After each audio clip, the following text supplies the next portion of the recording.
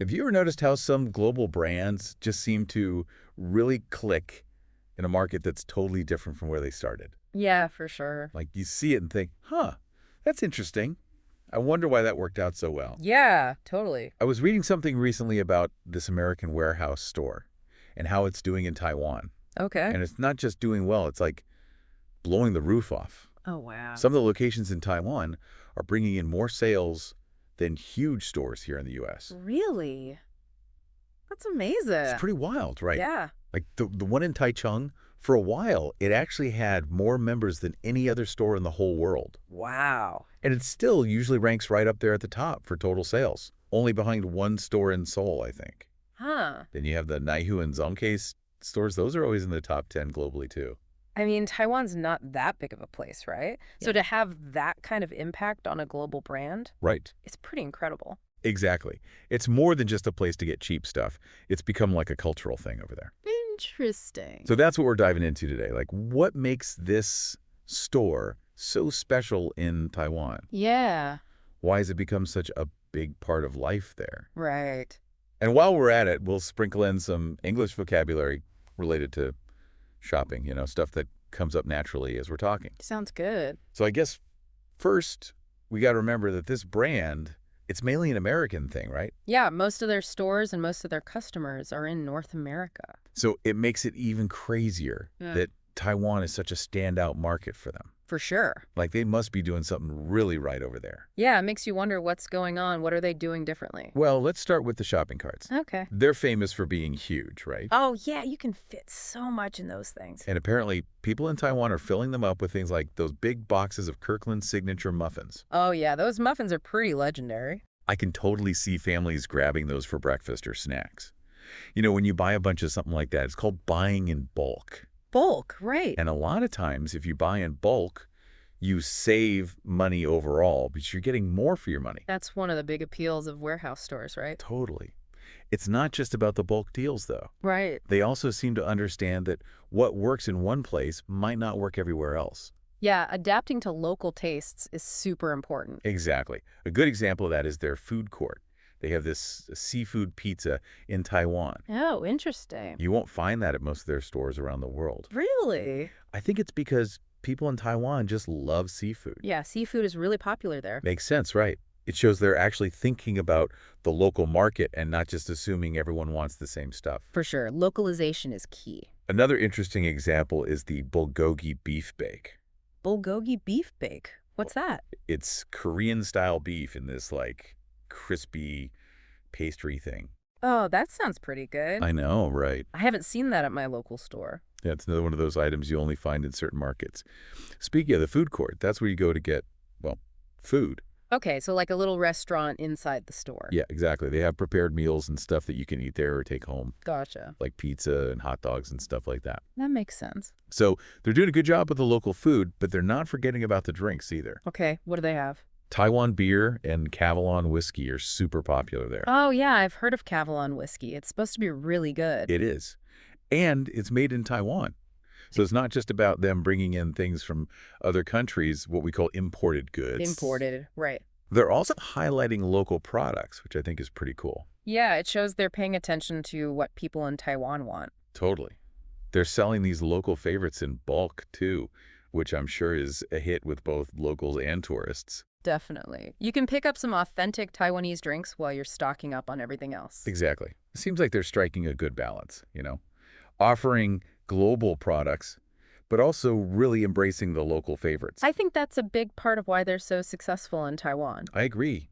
They're not just a big American company coming in and saying, here's what we sell, take it or leave it. Right. They're actually making an effort to understand the local culture and what people want. They seem to be doing a good job of it, too. And it goes beyond just the everyday stuff. Oh, really? How so? They seem to be really aware of the local holidays and traditions in Taiwan. Okay, that's interesting. So, like for the Mid-Autumn Festival, they have mooncakes and those fancy gift sets. Oh, cool. And for Lunar New Year, they have pineapple cakes and rice cakes, the traditional stuff. That makes sense. In the winter, they even sell these prepackaged hot pot ingredient sets. Oh, wow. Hot pot is super popular in Taiwan during the winter, so it's like they're making it even easier for people to enjoy that tradition. It's like they're really becoming a part of the culture, not just a store that happens to be there. Right.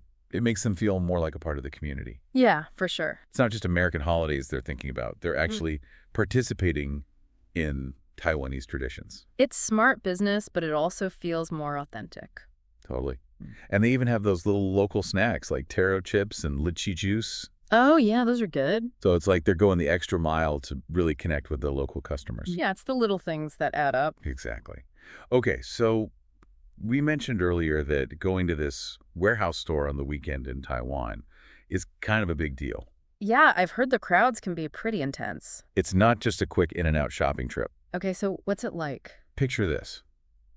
Huge crowds, long lines at the food court, which we talked about earlier. Right. The parking lots are completely packed, both the underground ones and the ones for motorbikes. Motorbikes. They have special parking for motorbikes. Oh, yeah. Tons of people in Taiwan use motorbikes to get around. I guess that makes sense. So, yeah, they have overflow parking just for motorbikes because it gets so crowded.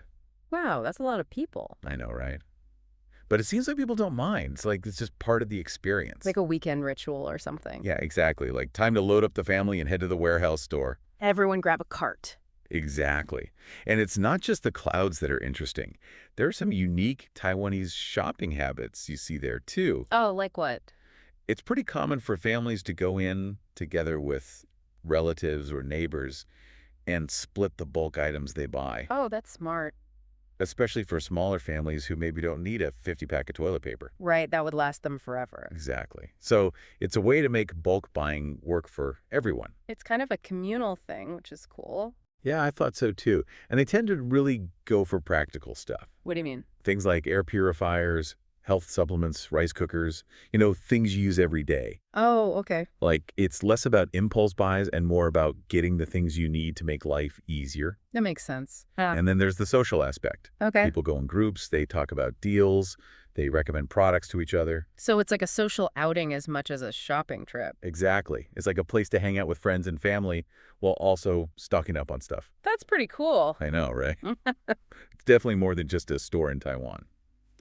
And speaking of things that are more than they seem, the store membership card is a big deal there, too. Oh, interesting. You need a membership to shop there, right? It's not like a regular store where anyone can just walk in. Yeah, most warehouse stores are like that. Exactly. Mhm. And it brings us back to some of those shopping words we wanted to talk about. We've mentioned membership a few times now. Right. It's basically like a subscription. You pay a fee, and then you get access to all the deals and stuff. Makes sense. And we talked about buying in bulk, which means buying large quantities of things. Yeah, like those big boxes of muffins you mentioned earlier. Exactly. Someone might buy rice in bulk, so they don't have to go back to the store for a while. Right. Another word you'll hear a lot in stores is sample. Oh, yeah, the little freebies they give out. Exactly. Like you might get a sample of cheese to try before you buy a whole block. Or a new type of cracker or something. Right. It's a good way to discover new products. Definitely. Another important word is return policy. Oh, yeah, that's a good one. It's basically the store's rules about returning things if you don't like them or they're broken or whatever. And this store is known for having a really good, really generous return policy. Oh, that's good to know. It is. It makes people feel more confident about buying things there, knowing they can bring them back if they need to. Totally. We've also mentioned the food court a bunch of times, Right, the place to get a quick bite. like a slice of that seafood pizza. Which I still can't believe isn't available everywhere. I know, right? So weird. And since they sell a lot of things from different countries, the term imported goods is relevant too. Imported goods, right? Like you might find imported wines or chocolates there. That makes sense. And lastly, the simplest term, warehouse store. It's pretty self-explanatory, but it's basically a big store, like a warehouse, that sells a ton of different things in big packages. Right, like those giant pallets of stuff you see. Exactly. So there you have it, a few useful shopping vocabulary words. Yeah, thanks for explaining those. No problem. Hopefully knowing these words will help you understand a little bit more about this whole warehouse store phenomenon in Taiwan. Definitely. It's all connected. Okay, so to wrap things up, why is this store so popular in Taiwan? Well, it seems like a few things are going on. Yeah. One, they've really adapted to local tastes. It's not just about the food either. They're really embracing the local holidays and traditions too. Exactly. And they've made shopping there more than just a chore. It's become a social thing, a family thing. Yeah, those weekend crowds are legendary. And the membership card itself has taken on this whole new meaning. It's proof that a global brand can really become a part of a local market if they put in the effort to understand the people and what they want. They've become more than just a store in Taiwan. They're part of the fabric of life there. It's a cultural phenomenon for sure. So, for those of you listening, have you ever seen something like this? A global brand that's taken on a special meaning in your own culture or maybe somewhere you've traveled? And what surprised you the most about this warehouse store's success in Taiwan? It's always interesting to see how global trends mix with local customs, right? And as we've seen today, sometimes those stories can teach you some new English words along the way. I definitely learned a few things today. Me too. It makes you think, right? Totally.